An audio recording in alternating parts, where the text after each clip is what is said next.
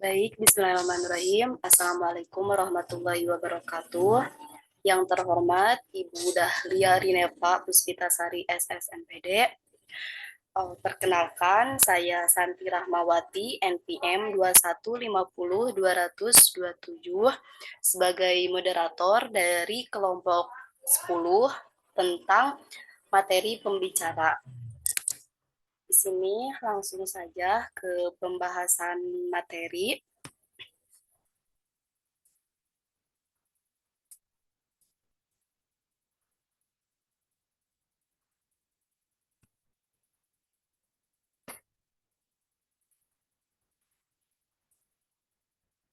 Apakah sudah terlihat, Kang, share screen-nya? Sudah, Teh. Langsung saja ke pemateri pertama, yaitu ada Kang Faris. Saya persilahkan.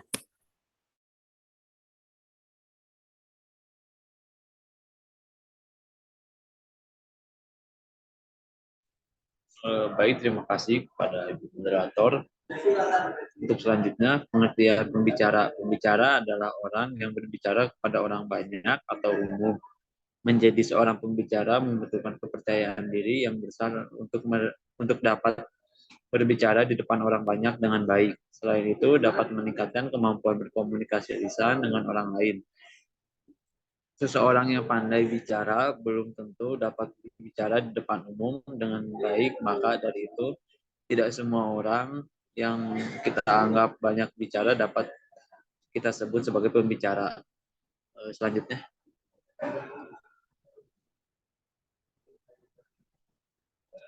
keuntungan menjadi pembicara. Yang pertama itu ada membangun kepercayaan diri, lalu ada menambah relasi bisnis, meningkatkan kesempatan kerja, dan juga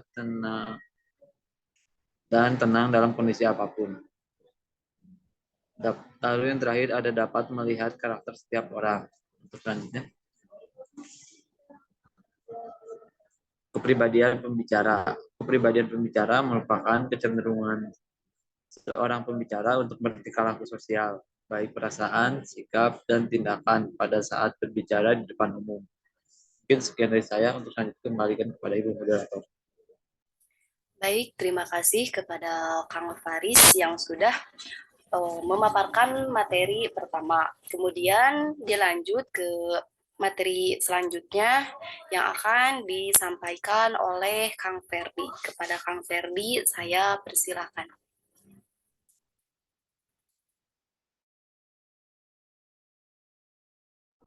Baik, terima kasih kepada Ibu Moderator yang telah memberikan saya waktu untuk mempresentasikan materi selanjutnya. Yaitu di sini ada faktor-faktor yang dapat membentuk kepribadian seorang pembicara. Yang pertama, seorang pembicara hendaknya memiliki dasar pendidikan yang cukup dan pengetahuan yang umum yang luas.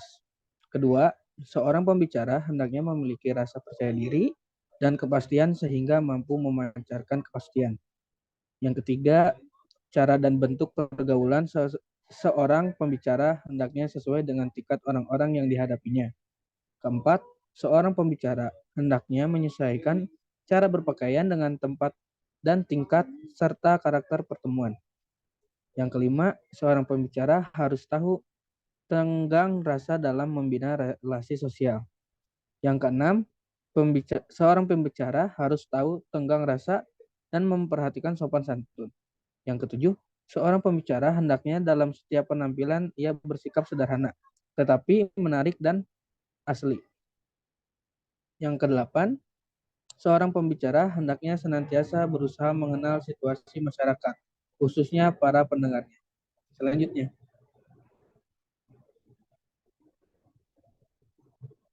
pembicara, tempat, dan ruangan. Yang pertama, tempat berpidato. Situasi sekitar dan atmosfer adalah dua hal yang penting bagi pembicara. Ia harus merasa senang dengan sekitarnya. Sebab rasa senang dengan sekitar ini memberi dia rasa pasti dan ketenangan. Oleh karena itu, pembicara dan pemimpin acara perlu sekali bersama-sama meninjau tempat berpidato. Pembicara harus menempatkan diri sedemikian rupa, sehingga pendengarnya memiliki tempat yang baik untuk bisa melihat dan mendengar suaranya. Yang kedua, ruangan pidato. Seringkali terlalu banyak orang dikumpulkan dalam ruangan yang sempit. Orang berhimpit-himpitan. Mereka merasa diri mereka seperti barang yang dimasukkan ke dalam gedung. Dua hal penting yang harus diperhatikan yaitu: satu, ruangan pidato tidak boleh terlalu besar atau terlalu kecil. Kedua, ruangan yang hanya setengah terisi oleh pendengar juga kurang baik untuk berpidato. Orang yang tinggal di dalam ruangan membutuhkan juga zat pembakar. Oleh karena itu, harus diperhatikan juga ventilasi ruangan. Ruangan besar dapat mempengaruhi rasa takut dan cemas pembicara. Semakin besar ruangan, maka kecemasan untuk berbicara pada awal semakin besar. Hal ini akan tampak dalam bahasa si pembicara. Maka dari itu, bila harus berbicara dalam ruangan besar harus diperhatikan.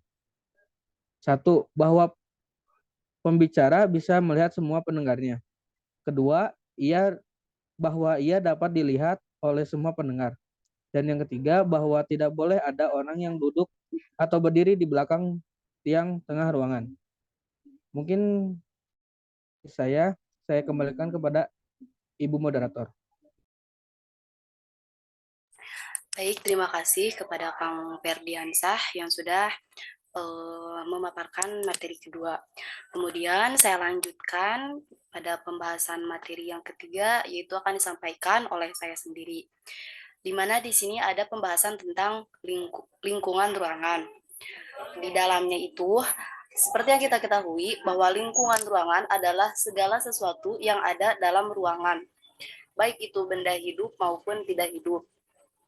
Kemudian yang terdapat di sini, yang pertama ada gambaran tentang rumah atau gedung tempat berbicara. Jadi seorang pembicara harus memastikan atau mengetahui terlebih dahulu tentang gedung atau ruangan yang akan dijadikan tempat untuk nanti dia berbicara atau berpidato. Kemudian yang kedua, jaraknya dari stasiun, lapangan terbang, dan dari tempat kediaman. Jadi dia harus memastikan jarak dari rumah sampai ke tempatnya apakah jauh atau tidak. Kemudian dilihat apakah tempat itu dekat dengan tempat yang dibilang berisik ya, ramai. Kemudian yang ketiga ada jumlah tempat parkir. Kemudian yang keempat ada tempat menggantungkan mantel atau menitipkan barang. Terus kemudian kemungkinan menjadi gelap. Yang keenam, akustik dan resonansi ruangan. Kemudian yang ketujuh ada penerangan. Yang kedelapan ada pintu, jendela, dan kemungkinan ventilasi udara. Kemudian yang kesembilan ada tempat berdiri pembicara. Yang kesepuluh itu hiasan.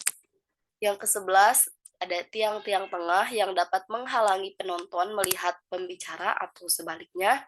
Kemudian yang terakhir ada cara dan urutan duduk. Jadi seorang pembicara harus memastikan terlebih dahulu ruangan yang akan dipakai untuk acaranya dan melihat segala perlengkapan yang ada di ruangannya tersebut. Kemudian selanjutnya ada hal-hal yang harus diperhatikan jika ruangan pidato tersebut berukuran besar. Yang pertama, sesuaikan diri dan suara Anda dengan pendengar yang berdiri paling jauh. Jadi, jika ruangan untuk berpidato itu sangat besar, maka kita harus menyesuaikan diri, yaitu menyesuaikan posisi kita berbicara dan suara kita agar sampai ke penonton atau ke pendengar yang paling jauh. Kemudian yang kedua ada bicara dengan tempo yang lambat. Jadi saat kita berpidato nanti sebagai seorang pembicara maupun yang lainnya, kita harus menyampaikannya dengan tempo yang lambat. Tidak boleh terburu-buru atau tergesa-gesa. Kemudian yang ketiga ada perhatikan konsonan-konsonan tajam. Jadi kita juga harus memperhatikan konsonan-konsonan dalam penyebutan kata. Jangan sampai ada penyebutan kata yang kurang jelas yang terdengar oleh penontonnya. Kemudian yang keempat, pengeras suara. pengeras suara harus cukup baik. Jadi di sini jika ruangan kita ternyata sangat berukuran besar, kemudian kita menggunakan pengeras suara, kita harus memastikan pengeras suara itu bekerja dengan baik. Jangan sampai mengganggu apa yang si pembicara sampaikan. Kemudian ada resonansi yang lebih besar. Yang keenam, kemudian mengucapkan dengan jelas suku kata terakhir yang bunyi double atau diphthong. Jadi harus jelas dalam pengucapan katanya. Dan yang terakhir ada bunyi sengau diperkeras dan memperluas bunyi vokal. Baik, materi yang bisa saya dan rekan-rekan saya sampaikan itu sudah. Selanjutnya, mungkin cukup sekian dari kelompok kami. Mohon maaf apabila ada kesalahan dalam pengucapan kata maupun penyampaian materinya.